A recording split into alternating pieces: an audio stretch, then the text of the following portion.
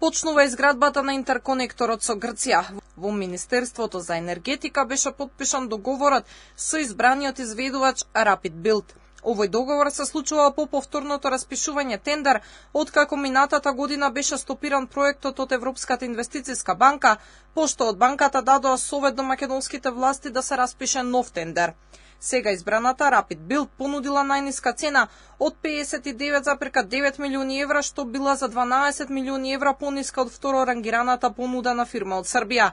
Проектот предвидува 68 километри модерна инфраструктура, а со изградбата на интерконекторот, која се очекува да заврши во 2027 година, Македонија ќе има можност да се снабдува и со природен газ од терминалите во Ревитуса и Александрополи, односно ќе се намали зависноста од само еден извор. Моментално конекција имаме само преку Бугарија. Со потпишување на овој договор на македонскиот дел од гасниот интерконектор, значи го означуваме почетокот на најголемата енергетска инвестиција во изминатите 10 години. Се работи за 68 километри модерна инфраструктура, што ќе не поврзе со Грција, меѓутоа многу поважно е дека ќе ја поврзе нашата земја со европските енергетски пазари и вредности.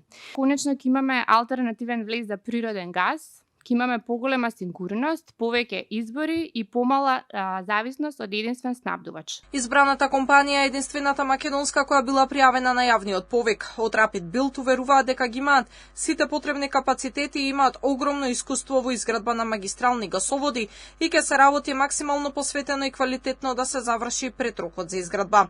Новиот изведувач е избран за само 9 месеци откако и се формираше Министерството за енергетика по смената на власта. Подпишувањето на договор со домашната компанија представува и потврдува за капацитет и понудата на домашниот пазар.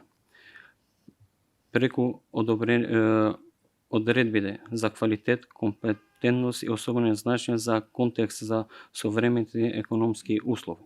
Се надеваме дека ќе го завршиме навремено, дека нема да имаме пролонгирање на рокот. Опремени сме, спремни сме. Имаме се што е потребно во нашата компанија.